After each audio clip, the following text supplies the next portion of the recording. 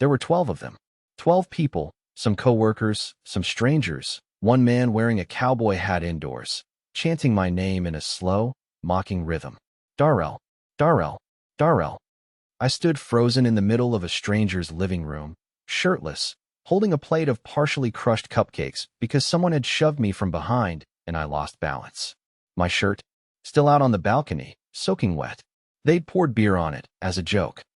And in the center of all this, arms crossed, giggling behind a plastic wine glass like a high school mean girl, was the woman I was supposed to marry in 4 weeks. She wasn't drunk. That's what'll mess with your head. She wasn't even tipsy. She was clear-eyed, calculating, amused. Like she was watching a scene she'd already rehearsed in her head a dozen times. And I'm not stupid. I know the difference between someone laughing with you and someone laughing at you. So how did I get there? It started hours earlier. I was told we were going to her boss's housewarming. Small thing, she said. Just food, a few toasts, and maybe karaoke if people get brave. What she didn't tell me was that this was her real social circle, not the people she posted on Facebook. These were the ones she texted until 2 a.m., the ones she got dressed for even when she said she was just going to Target, the ones she acted like a different person around.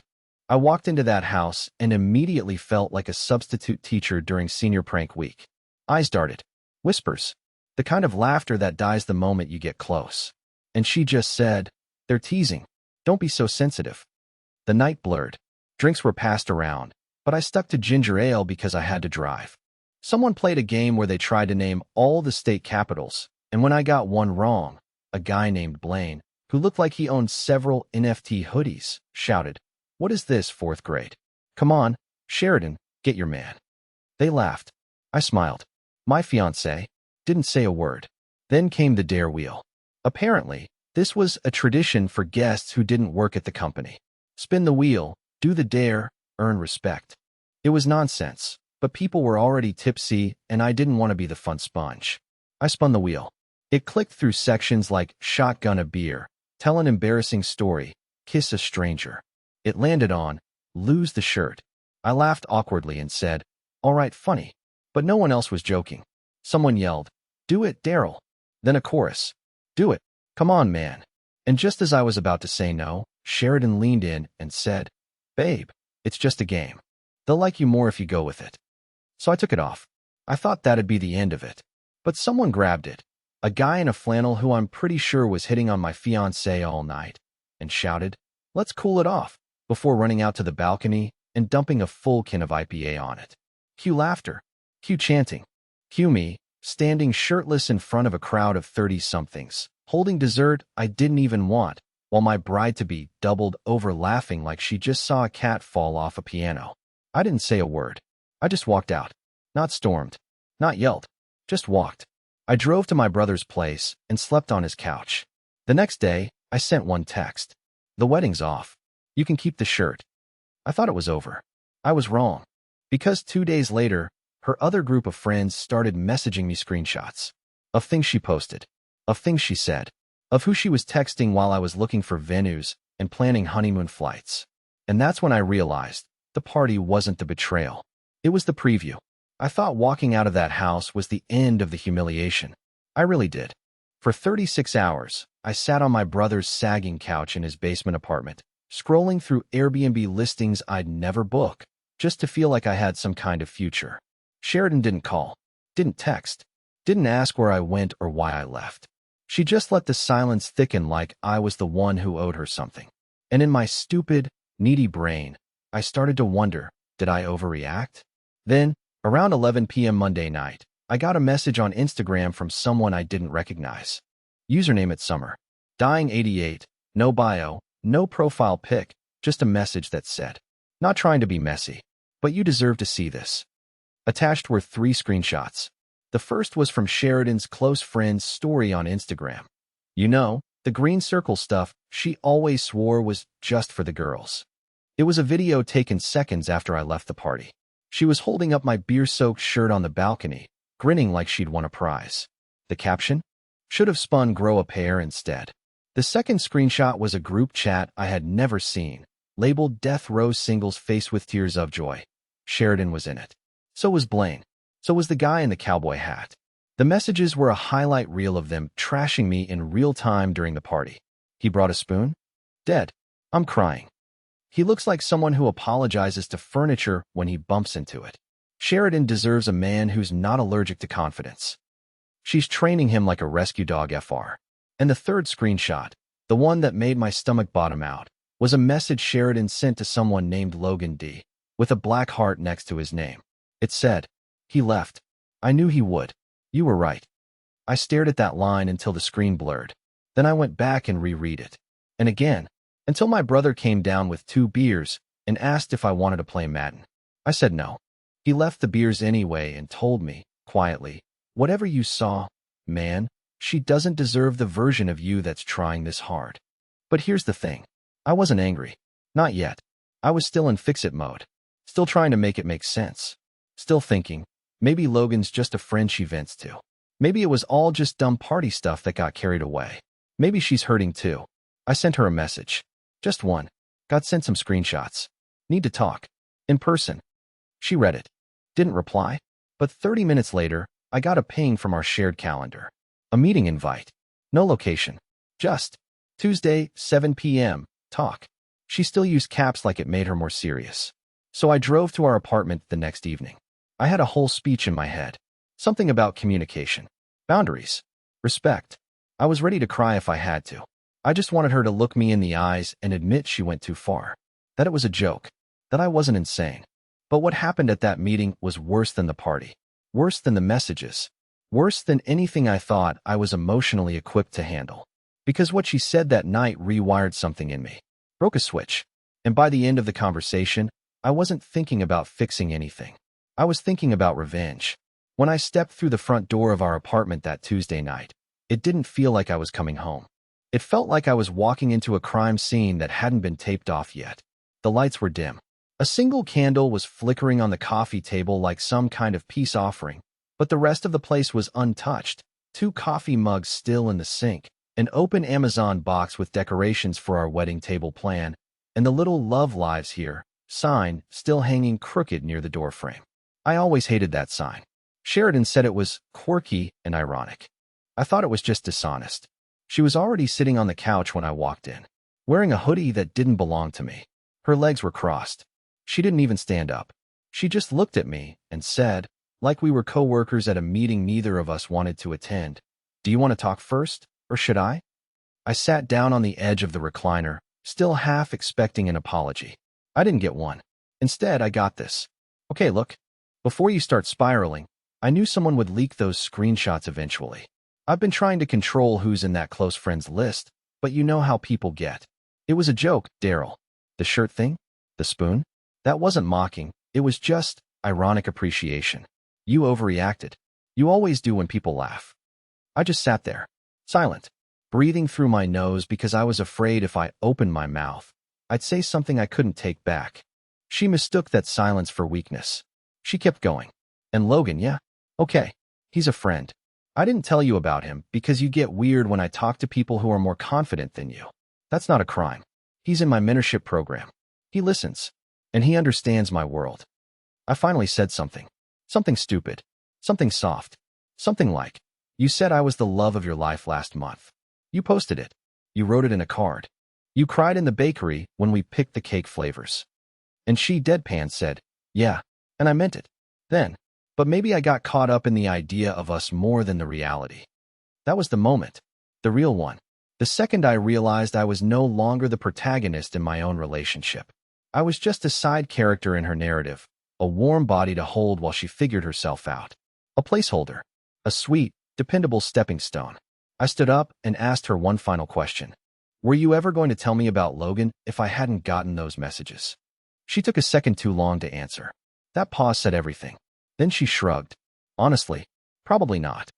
I nodded, said nothing, walked over to the bedroom, opened the drawer where I kept our wedding folder, the contracts, the seating charts, the vendor quotes. I pulled the whole stack out and dropped it on the kitchen counter in front of her. "You keep it," I said. "Maybe you can recycle it into mood boards for your next mentorship project." I turned to leave, but she followed me to the door. "This is dramatic," she said. "You're walking away from something you agreed to build together just because I have a little more perspective?" I looked her in the eyes one last time. I'd never seen them look so bored, so utterly uninterested in whether I stayed or walked. No, I said. I'm walking away because I finally got some perspective too. And from here, you don't look that big anymore. I left. Again. This time for good. But I wasn't done. Because a week later, I got a message from someone I'd never spoken to before. A woman named Erin. Subject line: you don't know me, but I used to be engaged to Logan. And what she told me next shattered everything I thought I understood about Sheridan and the game she'd really been playing. When I opened Erin's message, I didn't know whether to feel relief or dread. I was hoping for some simple closure. Maybe something like, Logan's a narcissist too. We've all been there. But what I got was so much deeper, so much messier, that it made my humiliation at the party look like a warm-up act. Erin's message wasn't short. It was a novel. No, hey, no, I know this is awkward. No soft landings. Just raw, clinical paragraphs, like someone who had written this 100 times in her head, but finally got tired of holding it in. She started with a name I'd never heard before, Maya. Maya was Logan's ex before her, an artist he dated for almost 4 years. And according to Erin, Sheridan and Logan started talking while Maya and Logan were still living together. The same exact way Sheridan and I were living together when she mentored Logan. Sound familiar? Erin said that Logan had a pattern: find emotionally vulnerable women who either had a spotlight or were deeply insecure, then wrap himself around them like ivy. He'd feed their egos, build them up, then strip them down by degrees until they didn't know if they were special or just being tolerated. But here's where the twist came. Erin told me that Sheridan wasn't just Logan's latest toy. She was his accomplice. Not a victim, a partner in the chaos. She always plays the innocent one, Erin wrote. Pretend she got swept up or manipulated. But she knew exactly what she was doing. With me, with Maya, and now, clearly, with you. I didn't want to believe it. As much as I hated what Sheridan did, some part of me still clung to the idea that maybe she got played too. Maybe she made a dumb mistake and Logan was the manipulative one. But Erin attached a voice memo. I hesitated before pressing play. I actually sat in my car for 5 minutes, just holding my phone like it was about to explode. Then I pressed the button. It was a recording of a FaceTime call, Logan's voice, smooth and smug, saying something like, "So what did your fiancé say when you got him to spin the dare wheel?" Followed by Sheridan's voice laughing and saying, "He actually took off his shirt. It was so much easier than I thought." Then she added, almost proudly, "The trick is to act like you're embarrassed for them. That way they don't realize they're the punchline." I didn't cry. Not this time. I just sat there, staring at the dashboard, thinking about every moment we ever shared. Every inside joke. Every late-night walk. Every fake fight, just so she could teach me boundaries. Every time she asked me to grow up, to be stronger, to not take things so personally. It wasn't immaturity. It wasn't a lack of confidence. It was her feeding off me. Feeding off my effort, my softness, my constant willingness to apologize even when I wasn't wrong. Sheridan didn't want a partner. She wanted a mirror that made her feel bigger. And I had been that mirror. Worse, I had polished it for her. That night, I called Erin. We talked for nearly 2 hours. I asked questions. She answered all of them. I could hear the exhaustion in her voice, but not bitterness. Just this deep, quiet grief for all the versions of herself she'd abandoned to please a man who never saw her as more than a project. When we hung up, she said, "You're not the first, but you should be the last." I didn't know what that meant yet, but I would soon, because Sheridan had no idea I knew any of this. And the next weekend, we were both invited to the same wedding, her cousin's, where we were still listed on the RSVP as Darrel plus Sheridan, engaged ring. I was supposed to cancel, but I didn't. Instead, I showed up, with a plan, and a +1. I didn't sleep the night before the wedding. Not out of guilt, that emotion had long dried up, but because my brain wouldn't stop spinning. Every time I tried to close my eyes, I imagined her face when she'd see me. I wasn't after a dramatic meltdown. I didn't want shouting or chaos or some reality TV showdown in front of her family. No, what I wanted was silence. I wanted her to feel that slow, creeping humiliation, the kind that doesn't hit you all at once, but instead builds minute by minute until you can't tell whether you're sweating from the heat or the shame. Sheridan's cousin, Daphne, was getting married at a vineyard just outside Charleston, small, intimate, rustic as hell. Edison bulbs, antique doors, twine around the napkins, the whole Pinterest course setup. Sheridan and I had RSVP'd 6 months ago, and according to the couple's wedding site, our names were still there. Darrel and Sheridan, table 4. I almost backed out. I almost texted Erin and said, "This is stupid, right? Petty? High school level?" But she didn't say yes or no. She just replied, "If you don't show her who you are now, she'll always remember you as who you were then." That was enough. I rented a suit. Not the charcoal one I always wore to client meetings. No, this time it was something different. Deep forest green, double-breasted, tailored in a way that made me feel like someone else. Someone better. Someone worth noticing. But that wasn't the statement. The statement was who I brought. Her name was Amber. She wasn't a date in the romantic sense. We weren't sleeping together. We hadn't even flirted. She was a friend of Erin's, a professional dancer, and more importantly, someone who had been burned by Sheridan and Logan's circle in a past job. And she looked like revenge wrapped in velvet. Amber knew the plan. I didn't have to explain it. She just smiled when I picked her up and said, "You want smug or oblivious?" I said, "Somewhere in between." She said, "Got it." We arrived just as guests were being ushered toward the ceremony chairs. I saw Sheridan before she saw me. She was wearing a silky beige dress that was probably supposed to look effortless, but screamed see-through if backlit. She had that wine glass in hand, head tilted back laugh that made it look like nothing in the world could touch her. God, I used to think that made her invincible. Now it just looked empty. When she finally spotted me, her smile stayed, for about 2 seconds. Then she saw Amber. Then she saw our hands, not interlocked, just gently placed, like two people who didn't need to perform affection because they were already comfortable being seen together. Her expression flickered, just barely, but I caught it. The crack in the mask. She didn't approach, not at first. Instead, she whispered something to her friend Becca, who turned to glance at us like she was trying not to. They watched us take our seats at table 4. Sheridan stayed behind. The ceremony was beautiful. I barely remember it. What I do remember is what happened during the reception. It started with something small. Sheridan passing our table and making an offhand comment. "Oh, so this is how we're playing it now." Amber smiled and replied, "I'm just here for the salmon and the gossip." Then came the dancing. Amber went to the floor. I stayed seated. Sheridan approached. "Seriously?" she hissed. "You bring someone to my cousin's wedding just to parade around like some wounded little peacock." I didn't raise my voice. I didn't roll my eyes. I just looked her straight in the face and said, "You humiliated me in front of 30 people I didn't know, laughed about it in group chats, and sent voice memos to your secret side guy while I was budgeting for a honeymoon. I didn't bring Amber to hurt you. I brought her because I'm finally done pretending that your comfort matters more than my dignity." That shut her up. For about 3 seconds. Then she leaned closer and said something that would have destroyed me just 2 weeks ago. "You were never enough, Darrel. I just didn't want to start over." She meant it as a final stab. The nail in the coffin. But it didn't land the way she thought it would. Because I just smiled and said, "Then good thing I buried the relationship before it could rot any further." I walked away. That moment was supposed to be the climax. But I was wrong again. Because the next morning, I woke up to 5 missed calls from Sheridan's boss, the CEO of her firm, and one very shaky voicemail that said, "Hey, I don't know what happened, but I need to talk to you about something I found. It's about Logan. And maybe Sheridan too. I think something's going on with client data. Please call me back." I hadn't even told him anything yet.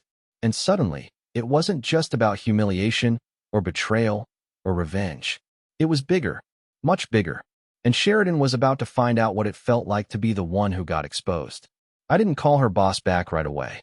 I sat there staring at my phone, half-dressed, my tie still hanging loose around my neck from the night before, trying to figure out what universe I had just stumbled into. When you go through a breakup, your mind gets stuck on personal stuff. Lies, texts, betrayals, friends picking sides. But this was something else entirely.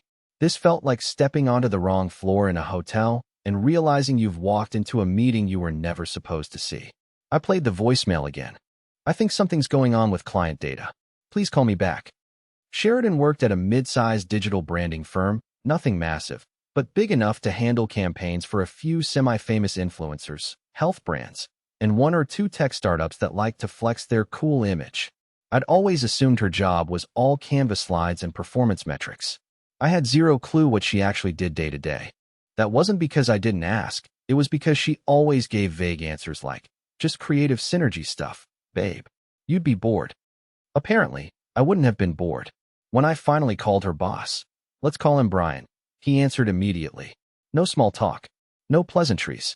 Look, I know this is weird, he said, but I need you to tell me if you've heard anything off. About Logan, or Sheridan, or any clients. Anything at all. I asked him what he meant. He hesitated, then sighed like a man who'd just realized he was knee-deep in something expensive. A week ago, he said, our systems flagged a large download. Like everything. Every campaign folder we had for our biggest wellness client. Files that were NDA protected, strategy docs, raw influencer videos. All dumped into a single zip. At 2:14 a.m. From Sheridan's company login. And get this, sent to a private Gmail account registered under the name L. Davenport. My throat went dry. Logan. Davenport. I asked him how he knew it wasn't just some internal backup. Maybe Sheridan had been prepping for a pitch or archiving stuff. Brian laughed, not a haha kind of laugh. More like the bitter kind people make when they're about to blow their lives up. She doesn't have clearance to touch that folder. Not even I do unless the client signs off. But I did some digging. Checked her activity logs. She's been accessing side folders for months. Export data, ad spends, influencer rate sheets. All of it. And here's the kicker. She renamed one of the folders on her desktop. Want to guess what it was called? I didn't respond. He said, Final Insurance. There it was. The gut punch. She hadn't just been cheating emotionally. She was cheating professionally. Preparing a backup parachute. Maybe to blackmail. Maybe to jump ship and impress Logan's new contacts. Either way, it was deliberate. It was criminal. It was calculated. Brian was panicking. He hadn't reported it to legal yet. He was trying to handle it internally, whatever that meant. Probably wanted to protect the firm's reputation before lawsuits started flying. He begged, to send him anything I had that could prove intent. For the first time in this whole nightmare, I had something someone else wanted. I told him I'd think about it. And then I did something that might seem small to most people, but felt like the biggest turning point of my entire adult life. I opened the Notes app on my phone and started typing everything. Not for them. For me. The voice memo from Aaron. The screenshots. The text Sheridan had sent about the fake fork prank. The fake mentorship program Logan ran through a shady Discord server. Yes, I found it. The list of clients she'd casually name-dropped over the last few months. Every detail. Every clue. I laid it all out. Not because I wanted revenge anymore, but because for once in my life, I needed to document the truth, instead of just swallowing it and letting people like Sheridan rewrite the story with prettier words and better lighting. And then I backed it up 3 times. You know what the most ironic thing is? Sheridan used to tell me I was too paranoid, that I overanalyzed everything, that I held on to receipts like I was waiting for court. Well, sweetheart, court might actually be next. I met her at the cafe where she once told me she fell in love with me. Same window seat. Same table with the chipped edge she used to run her fingers over when she talked about manifesting success. Same overpriced cappuccinos that came with those tiny silver spoons she always pretended to steal for fun. She'd return them later, of course, because Sheridan was the kind of person who loved flirting with rebellion but never wanted to live with the consequences. She arrived late. Not the usual kind of late, either. Not the cute, casual, flustered lip gloss kind. This time she walked in slow, alert, like someone stepping into enemy territory but pretending it's just another Tuesday. Her sunglasses stayed on too long. Her posture was off. Her mouth was tight. She wasn't in control anymore, and she could feel it. She sat down across from me and said nothing. Just waited. Like I was supposed to speak first. Like this was still her stage. So I let the silence sit. I let it grow between us until it got awkward. Not for me, but for her. Sheridan hated silence. She always had. It made her fidget. It made her reel. Finally, she cracked. All right, she said, adjusting her sleeve. You clearly didn't ask me here to talk about table placements. So what do you want? I smiled, not out of amusement, but from a place of something far colder. A place I never even knew existed in me until she created it. I want you to hear this next part without interrupting, I said. Because once I say it, we won't be talking again. That got her attention. I know about the data, I said. I know what you downloaded. I know who you sent it to. I know what it's labeled on your desktop. And I know Brian knows too. Her mouth opened, then closed again. For a second, she wasn't Sheridan the brand strategist, the social queen, the puppeteer. She was just a person who realized the walls were shrinking and the door had locked behind her. You don't understand what you're talking about, she said carefully, like someone trying to disarm a bomb.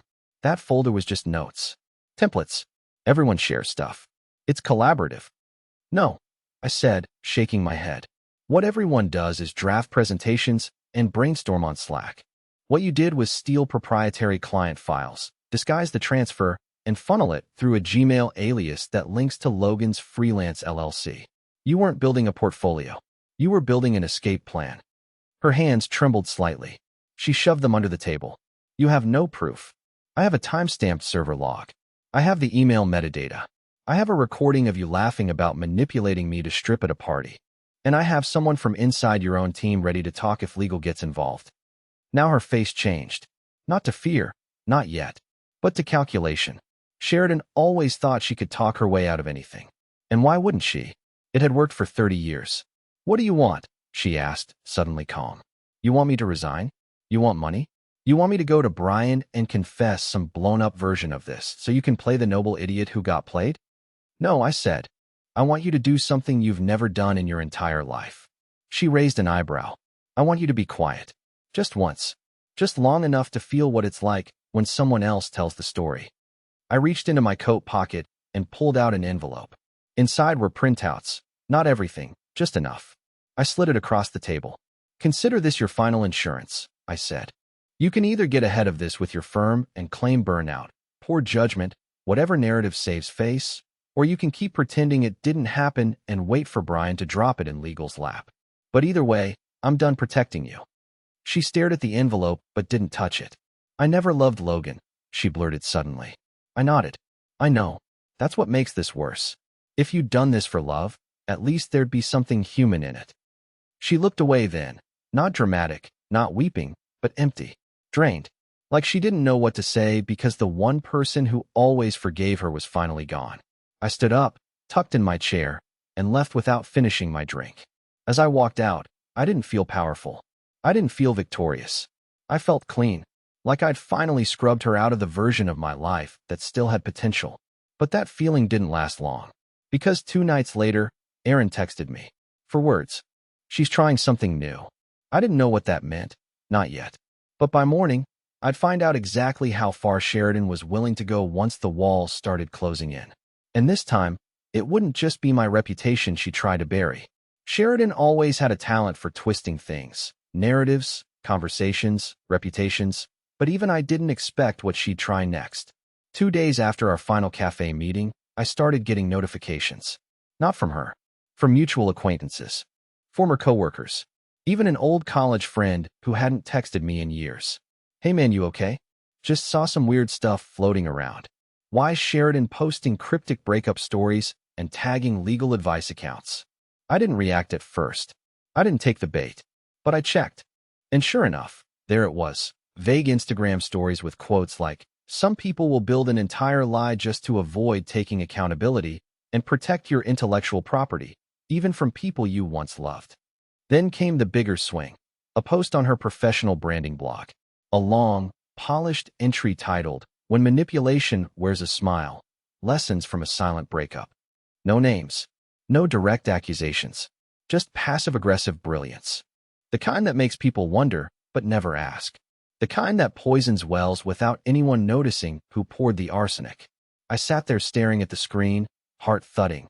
Not because she'd won, but because I realized something that made my blood run cold. Sheridan didn't need to lie loudly. She just needed to imply. That used to work on me. It used to silence me. But not this time. Not anymore. I wrote one post. One. It wasn't a thread. It wasn't a rant. It wasn't even emotional. Just a caption under a photo of my now cleaned-out apartment. Empty boxes. Sunlight coming through an open window. Sometimes the most dangerous people are the ones who smile while they dismantle you. Slowly, kindly, completely. I won't be naming names. I won't be writing think pieces. I'll just say this. Keep the screenshots, trust the silences, and never apologize for finally walking away. Hashtag healed. Within 48 hours, her little PR experiment vanished. The blog post came down. The Instagram stories stopped. Logan quietly deleted his profile photo. And Sheridan, radio silence. She finally understood. I wasn't going to chase her. But that's not the ending I want to give you. Because the real ending didn't happen online. It happened a month later. I was walking through a small bookstore downtown. One of those cozy spots with creaky floors and handwritten staff recommendations. I wasn't looking for anything in particular. Just killing time before meeting some friends for drinks. I'd started going out again. Laughing again. Feeling like someone who had value outside of being the guy who got humiliated at a party. That's when I met Lily. She worked there part-time. We started talking about a book we both hated, The Subtle Art of Not Giving a F***. Ironically, she said it was just a repackaged lecture in self-absorption. I laughed. She had this strange calm about her, like she wasn't trying to sell herself or be clever. Just honest. Unapologetically so. We ended up grabbing coffee the next week. Then lunch. Then an impromptu walk through the farmer's market where I bought honey I didn't need just to keep the conversation going. It wasn't fireworks. It wasn't movie magic. It was slow, steady, human. She didn't ask me to be someone else. She didn't correct me in public. She didn't mentor me. She listened. She shared. She made space. And I realized, for the first time in years, I wasn't performing. I was just existing. And that was enough. So no, this isn't a revenge story. It's not even really a betrayal story. It's a story about waking up. About seeing yourself. Really seeing yourself. After someone spent years convincing you that you were only valuable when diminished. I don't hate Sheridan. I don't pity her either. I just finally understand that when someone laughs while you're bleeding, it's not your job to teach them empathy. It's your job to leave the room and build a better one.